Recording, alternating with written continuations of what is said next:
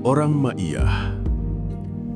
Siapakah orang Ma'iyah yang jumlahnya belum bisa kita identifikasi, yang cakrawala ilmunya membuatnya siap merantasi keadaan-keadaan dan masalah-masalah di lingkungannya masing-masing?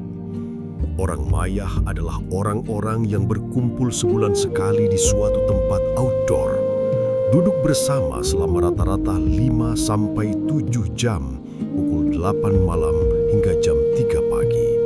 Orang Ma'iyah adalah orang-orang yang berkumpul sebulan sekali selama 5 sampai 7 jam tanpa rasa capek dan selalu merasa kurang lama dan belum selesai. Orang Ma'iyah adalah orang-orang yang berkumpul sebulan sekali selama 5 sampai 7 jam tanpa ada yang mengundang, menyuruh atau mewajibkan mereka untuk datang berkumpul. Orang Ma'iyah adalah orang-orang yang berkumpul sebulan sekali selama 5 sampai 7 jam atas kehendak, niat, motivasi, dan pandangannya masing-masing secara merdeka. Orang Ma'iyah adalah orang-orang yang berkumpul sebulan sekali selama 5 sampai 7 jam di Jombang, Yogyakarta, Semarang, Jakarta, Surabaya, dan yang tentatif 2 atau 3 bulan sekali di puluhan bahkan ratusan tempat-tempat lain di dalam maupun luar negeri. Anand Krishna hadir di forum Ma'iyah dan berkata, "Mana mungkin orang sebanyak ini duduk tenang dan konsentrasi sampai hampir dini hari kalau tak ada sinar yang menahan mereka dan menenggelamkan dalam kenikmatan cinta." Tapi orang Ma'iyah tidak pernah berkata sombong bahwa tidak ada pengalaman seperti itu dimanapun di seluruh dunia kecuali di tempat orang Ma'iyah ngumpul. Dengan semangatnya masing-masing, kunci orang-orang Ma'iyah menyelenggarakan forum semacam itu di tempatnya masing-masing. Ada yang di halaman masjid, halaman sekolah, halaman balai kelurahan, kebun kosong, lapangan, terminal bis, dan mana saja yang memungkinkan dipakai untuk manusia berkumpul. Hari saya mendengar tekad bahwa itu semua akan berkembang ke puluhan tempat lagi di berbagai provinsi, kabupaten, dan kecamatan. Tidak ada yang dibayar di antara mereka. Bertahun-tahun mereka berkumpul sebulan sekali. Ada yang 6 tahun, 8 tahun, ada yang sudah di atas 12 tahun terus-menerus. Tidak ada yang membiayai mereka untuk semua yang diperlukan untuk tiba ke tempat itu dari rumah masing-masing. Kendaraan, bensin, bahkan tiket pesawat sebulan sekali ke berbagai tempat itu. Tidak ada sponsor untuk pengadaan panggung, sound system, tata lampu, nasi, jajan, wedangan, dan segala perlengkapan forum. Tidak Soeharto, tidak Habibie, tidak Gus Dur, tidak Megawati, tidak SBY, tidak pabrik rokok, tidak perusahaan-perusahaan apapun, dan individu manapun. Tetapi orang Ma'iyah juga tidak berkata bahwa sponsor kami hanya Allah Subhanahu wa Ta'ala, karena sebagai bahasa budaya, pernyataan itu bisa tertangkap sebagai nada kesombongan dan sok alim bagi kalangan tertentu. Tidak ada dukungan dari negara, industri, para pemegang modal, penguasa, atau siapapun.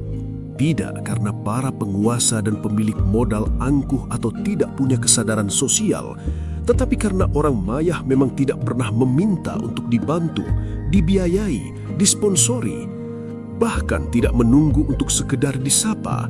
Lebih dari itu, orang Ma'iyah juga tidak menuntut kepada siapapun untuk diakui keberadaannya, tidak menanti dan mengharapkan media massa akan memuat kegiatan mereka.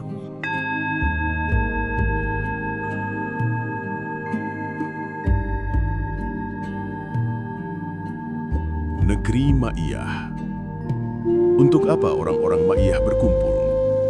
Mungkin karena kalau terpecah, namanya bukan Ma'iyah. Kalau bentrok tanpa penyelesaian, bukan Ma'iyah. Kalau tidak adil, bukan Ma'iyah. Kalau tidak mengaplikasi cinta, bukan Ma'iyah. Kalau memelihara dengki dan benci, bukan Ma'iyah. Kalau tidak bertanggung jawab, bukan Ma'iyah. Kalau dibayar tapi tidak tanda memenuhi amanat di balik bayarannya, itu namanya bukan Ma'iyah. Kalau ada penindasan yang dibiarkan dalam waktu terlalu berkepanjangan, kalau ada kebodohan tidak dicahayai, kalau ada orang sedih tidak digembirakan, kalau ada orang menderita tidak ditolong, itu semua namanya bukan ma'iyah. Sebenarnya, tak enak sama tetangga-tetangga orang ma'iyah bilang bahwa orang ma'iyah ini bersaudara dunia akhirat. Sehingga jangankan 5-7 jam, mereka mau dan nikmat bersama-sama selama keabadian berlangsung sejak melintasi dunia, melewati neraka, bertempat tinggal di sorga. Kemudian Allah memperjalankan orang ma'iyah lagi hingga berkumpul dengannya dan bermuajahah setiap saat. Bahwa orang ma'iyah memperteguh posisi persaudaraan dunia akhirat mereka, bertekad saling tolong-menolong satu sama lain. Bukan karena negara dan pemerintah tidak bisa menolong rakyat kecil macam kita, juga bukan karena mereka jahat, lalai, dan tidak menjalankan kewajibannya di balik gaji yang mereka makan bersama keluarganya. Orang ma'iyah saling tolong-menolong hanya karena 3 alasan. Pertama, karena mereka hamba dan khalifahnya Allah. Kedua, karena sudah saling meyakini dan memastikan bahwa mereka manusia. Ketiga, karena mereka orang ma'iyah. Tetapi orang ma'iyah tidak punya nafsu untuk melaporkan kepada siapapun dan pihak apapun saja bahwa sudah tidak ada tema apapun yang lolos dari rembuk ilmu dan diskusi problem solving mereka.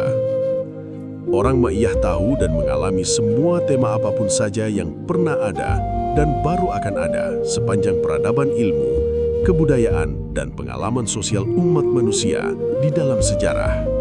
Orang ma'iyah berdiskusi tentang kencing, niat ketika menarik becak, neoliberalisme dan Illuminati, pantat dan seks, ilmu Nabi Khidir, kentirnya sudrun, segala macam presiden, sistem politik, segala jenis ideologi, filsafat macam apapun, psikologi dan kedokteran, biologi dan kimia, ilmu Ashabul Kahfi dan kaki hancing, progresivisme politik dengan segala ragam kosmosnya di tahap segala sejarah, puncak-puncak intelektualisme, rahasia spirit dan cinta, transaksi materi dan lauhul mahfud, kewirausahawanan dan rezeki tak terduga, akuntansi ketuhanan dan industri air ludah, kenikmatan burdah dan kapitalisme ingus. Kaya miskin itu apa penting amat? Orang ma'iyah tak henti-henti merenung.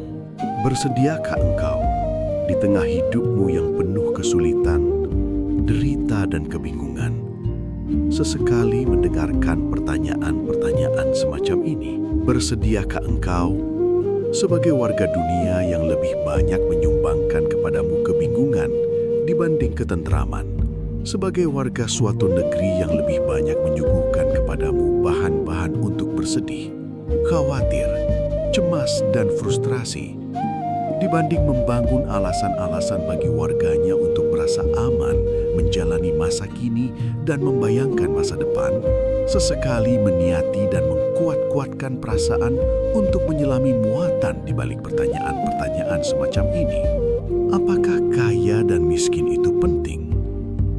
Atau seberapa penting kaya? Seberapa penting miskin? Apakah kaya itu kaya dan apakah miskin itu miskin? Kaya miskin itu apanya atau bagaimananya? Kaya apa dan miskin apa? Kaya bagaimana dan miskin bagaimana? Kaya menurut siapa, miskin menurut siapa? Kaya yang kaya, kaya yang miskin. Miskin yang kaya, miskin yang miskin. Kaya dunia, kaya akhirat. Kaya dunia, miskin akhirat. Miskin dunia, kaya akhirat. Miskin dunia, miskin akhirat. Kaya miskin itu letaknya di mana?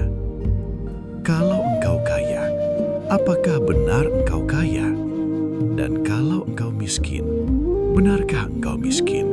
Mungkin saja satu di antara sekian sahabat-sahabat atau keluargamu, kalaupun tidak mengucapkannya, namun kenyataan-kenyataan hidup dan sikap-sikapnya mencerminkan pemahaman seperti ini. Kalau hatimu tahan dimasuki pertanyaan-pertanyaan ini, kalau pikiranmu telaten, rajin mendengarkannya, meskipun tak harus menjawabnya, maka bukan menjadi filosof hasil utamanya, melainkan engkau akan memiliki semacam kebesaran kepribadian dan kekuatan mental. Jiwamu akan lebih besar dibanding kekayaan. Hidupmu akan lebih unggul dibanding kemiskinan. Engkau takkan bisa diatur dan diperbudak oleh kekayaan. Engkau takkan tergoyahkan, ditimpa, ditindih oleh kemiskinan. Kekayaan tak sanggup membuatmu lupa diri dan kehilangan martabat. Kemiskinan tak mampu membuatmu cengeng dan menjadi pelacur nilai. Kekayaan dan kemiskinan menjadi sekedar masalah teknis kebendaan. Ia tidak menghuni hidupmu sebagai faktor yang terlalu utama. Kekayaan dan kemiskinan tidak bisa mengganggu tidur nyenyakmu. Kekayaan dan kemiskinan tidak mempengaruhi khusyuknya sembahyangmu. Kekayaan dan kemiskinan tidak mengubah keadilan akalmu. Kekayaan dan kemiskinan tidak mengotori kejernihan hatimu. Kekayaan tak membuatmu angkuh dan merasa lebih atas sesamamu. Kemiskinan tak membuatmu kehilangan kepercayaan dirimu, apalagi memunculkan keraguan atas kasih sayang Tuhanmu. Kekayaan dan kemiskinan hanya karyawan-karyawanmu, hanya aparat, staf, dan peralatan-peralatan dalam bangunan kehidupanmu. Kekayaan membuatmu beruntung, kemiskinan membuatmu beruntung.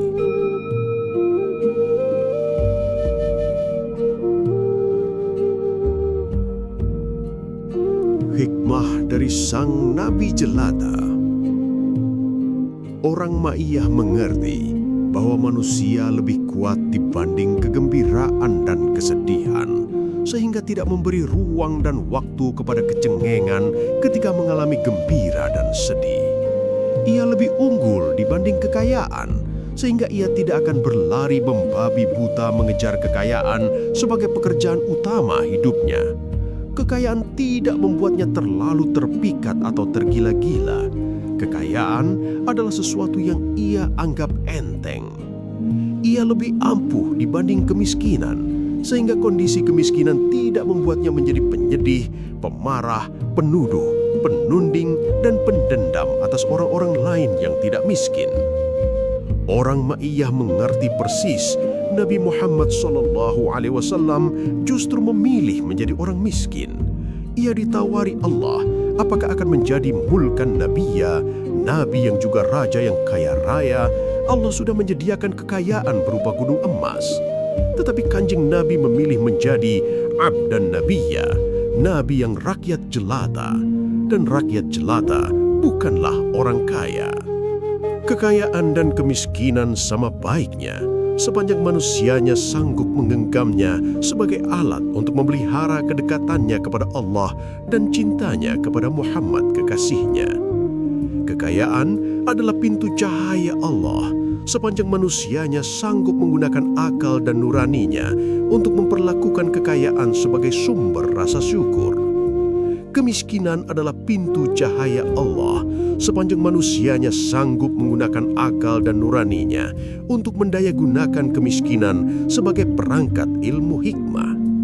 Kekayaan dan kemiskinan adalah sumber kegelapan ketika manusianya menyediakan diri untuk ditipu oleh kemiskinan dan diperbudak oleh kekayaan. Kekayaan adalah sumber kegembiraan, tapi juga sumber kesedihan yang tiada tara. Kemiskinan adalah sumber kegembiraan, tapi juga sumber kesedihan yang tiada tara.